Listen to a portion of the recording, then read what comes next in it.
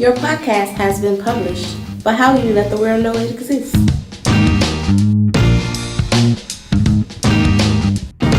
Hi, my name is Winter, and I'm a writer and podcast producer. There's branding, and then there's marketing. In the Podcast Novice playlist, we branded your podcast. Branding is the process of creating a unique look for your podcast. Marketing is the process of promoting your podcast.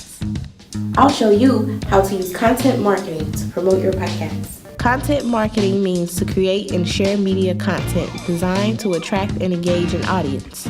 You can promote your podcast with media content like graphic design, videos, blog posts, and even products like t-shirts. Social media posts could be graphic design or use photos to promote each episode of the overall podcast. Use your own phone to share short behind-the-scenes videos.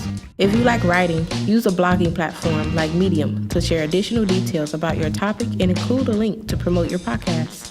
Make t-shirts or other products with your podcast logo or even quotes from episodes and give these promo products to your listeners. Get creative and use Canva to promote your podcast. In the next and final video, we'll talk about potential to earn money from podcasting.